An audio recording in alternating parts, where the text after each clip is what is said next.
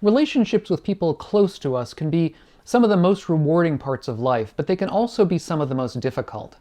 We're going to discuss how a practice of non-attachment works with people close to you, coming right up.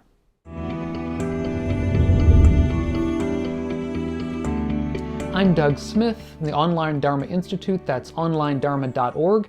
If you're new to this channel and interested in living a wiser and a kinder and a calmer life, consider subscribing to the channel. And if you click the bell down below, you'll receive notifications on new videos.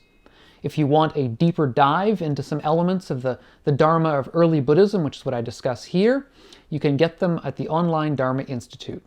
I did a recent video on the Buddhist practice of non-attachment and how it's subtly but importantly different from detachment, from a mental detachment with the world. It's a different kind of idea. And if you're interested in that, I have a video about it, that is to say the earlier video. I'll put a link to it up here in case you want to see that. So what we're going to be discussing is non-attachment. And there was an interesting question recently by Claire Bradbury, who asks, is it desirable or even possible not to be attached to one's family and friends? Now, what in life are our strongest attachments? Now, I'm sure you may know some people whose strongest attachment is, let's say, to their bank account, or to their house or their car, to physical possessions, or to wealth. That certainly is possible. There are other people who we may know in life who are most attached to some things like fame or power, their external ability to make a certain way in the world.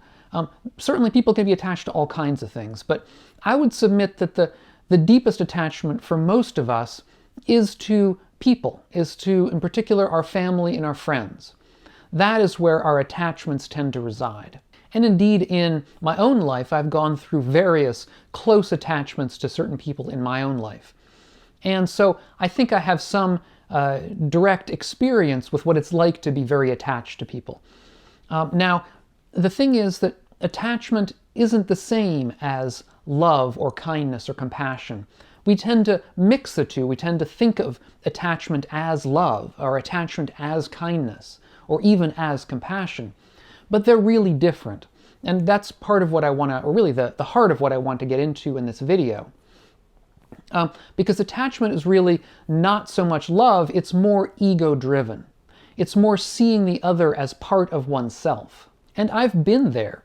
I've been in relationships like this where it's a feeling of high intensity, of intense emotions, of intense a feeling of closeness. And many of us, myself included, we tend to confuse these emotions with love because they feel very intense. And indeed, at times they feel very positive, very happy. They're the kinds of intense emotions that when they go well can be extremely, extremely joyful and happy. But there's a difference. And now, one of the ways I want to describe this difference is to show the ways that an attached emotion is different from let's say, a loving emotion. An attached emotion is the sort of thing that says that I want you to do, that you should do what I want you to do. It's a controlling type of emotion, whereas love says, do whatever you want to do, whatever makes you happy, whatever you feel is good for you. Attachment tells the other person to stay, you have to stay with me, we have to be together. Whereas love says that if it makes you happy, if it's best for you that we're together, if being together makes you fulfilled, then let's stay together. Also, attachment is the kind of emotion that says you must do certain things for me, that you must either, let's say, make a lot of money to support the family, or you must stay in a particular place in the family, you must stay at home, you must even, in certain circumstances, make less than me. These are the kinds of attitudes, mental attitudes that come up around attachment. These kinds of musts. It's quite different from, let's say, a loving relationship in which you have an openness to whatever your partner wants to do. If your partner wants to do a certain thing and it's good for them to do that, or at least they feel that it's good for them to do that, then you're open to it. That is to say, true love, that is a loving, more kind and compassionate kind of approach to relationships, are to a certain, in fact, to a very deep extent, less high intensity. They're lower intensity because you're more open to other options. Whereas the high intensity of attachment can be a kind of a drug. And again, I've been there. It's a drug, it can be very, very positive feeling, but it tends to have a very deep letdowns because there's a lack of distinction that one sees between oneself and the other. And this lack of distinction can be unhealthy because where we think we're seeing somebody that's part of us, what we're really doing is trying to control.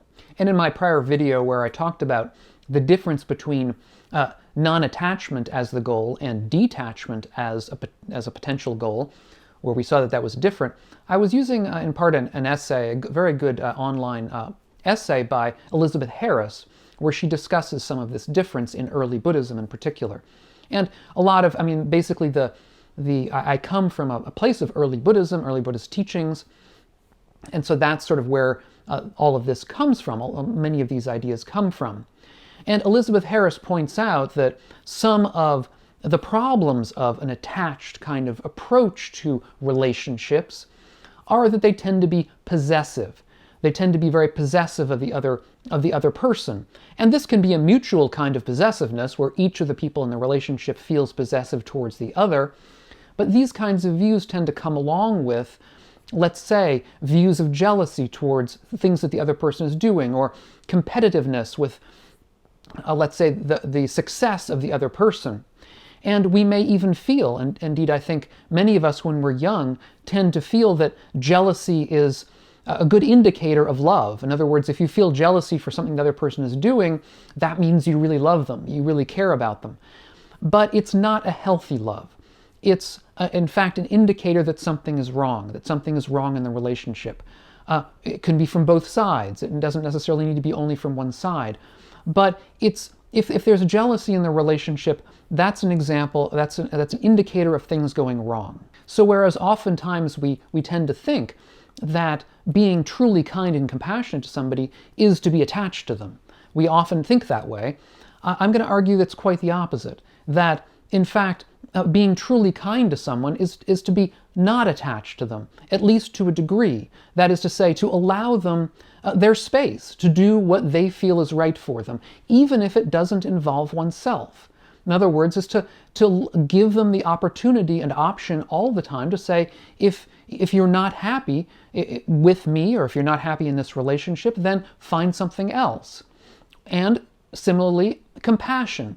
Compassion for the other person means a willingness or a wish that the other person be better if they're suffering somehow. And again, a truly compassionate kind of relationship is one where you give the other person space to get better however they feel they need to. If they need your help, then you're there for them. But if they don't need your help, or if they need separation for some reason, then you give them that space as well. Now, I myself went through a very difficult relationship many, many years ago. Fortunately, it was many years ago now. But it was one where we were very close. We indeed even came within several days of getting married before things really fell apart. And it really did feel while we were together as though it was sort of two against the world. It was a real feeling, of sort of almost mutual enfoldment, where we almost felt like, or at least I almost felt like, we were the same person. Now, as I've just said, this is a kind of an illusion.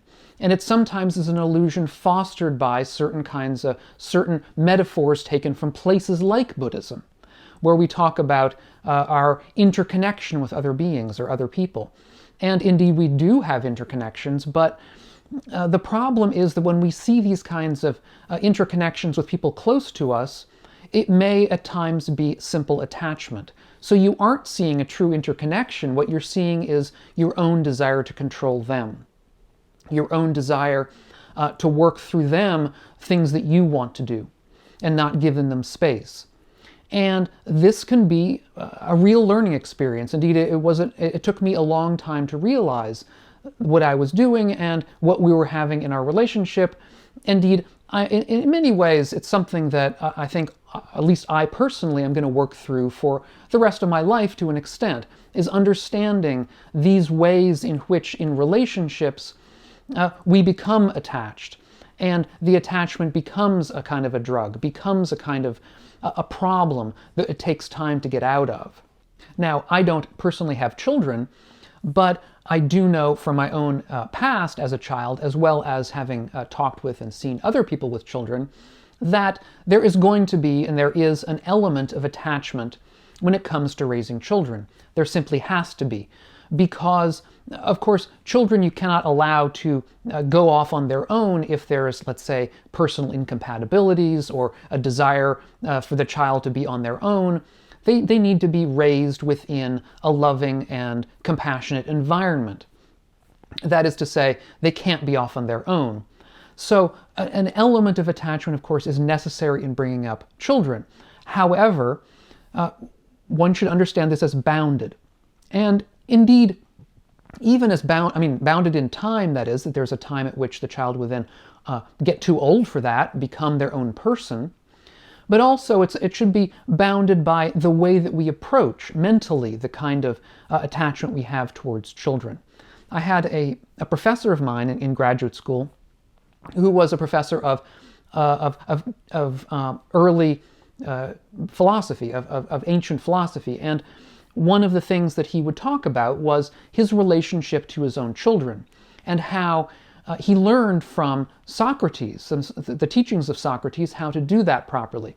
And there are many similarities between Socrates' teachings and the teachings of the Buddha in this regard. For Socrates, all people aimed at what was best for them, but they simply didn't know. They were ignorant as to how to do that.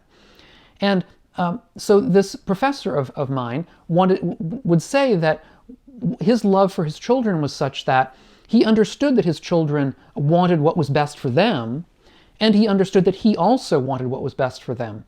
But his desire, he understood that he could be wrong, that it was possible that his children would take on something that he disapproved of, that he didn't see as good, but that it might be really good for his children. That is to say, he understood that he could have a difference in viewpoint from his children. And so what he said was that his own opinion here was to give them the space to want what they really wanted, and to understand that he himself could have a wrong viewpoint about that. And so to that extent, he tried to bring up his children in a way that was unattached, not attached in the sense that he was not trying to live through them, he was not trying to make them more of him, he was giving them the space to do what they wanted. And with the faith, the confidence that they would aim at what was really good for them, even if he himself as their father wouldn't necessarily understand it. Now, these are all very, very difficult practices. I know from my own case that it can take years to work out of some of the problems we get ourselves into, and indeed it can take a lifetime.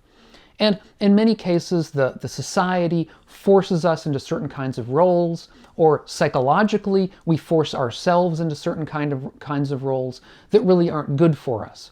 The society often lauds or puts up on a pedestal people who are really attached in the sense that I've just said is relatively unhealthy. And that can be a draw for us. And so we have to learn our way out of them.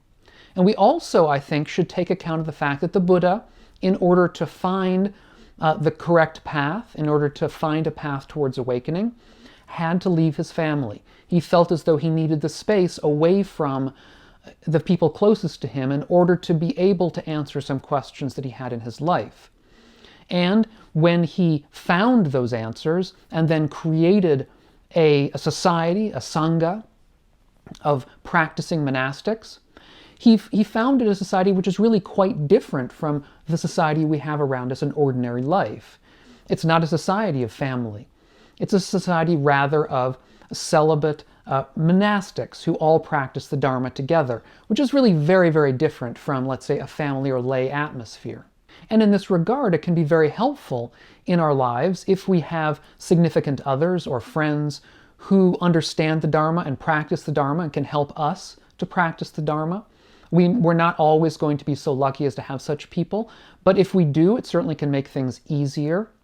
And also, indeed, the Buddha said that spiritual friendship, that is to say, having friends who themselves are practitioners and understanding of the proper way to practice Dharma and understand the world, that indeed is all of the life of practice for him. The Buddha said that it's not simply half of the life of practice, it's all of the life of practice, is to be able to do this practice with others, with friends, with family who also practice. But we're not all, as I say, so lucky. And so whether or not we are lucky enough to have friends and family who practice, what is most important is that we ourselves have a practice of kindness and of compassion and of sympathetic joy. That is to say, the ability to take joy in the successes of others so that we don't fall into jealousy, so that we don't fall into resentment when people around us do well, and indeed perhaps even do better than we ourselves are doing. And these practices are practices that indeed are central to early Buddhism. They're known as the Brahma-viharas.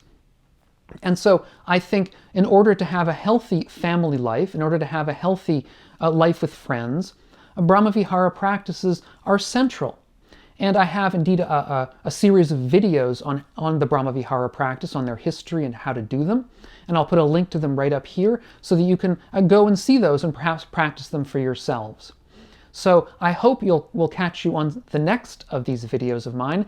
And meanwhile, I hope all of you and all of your families and friends will be well.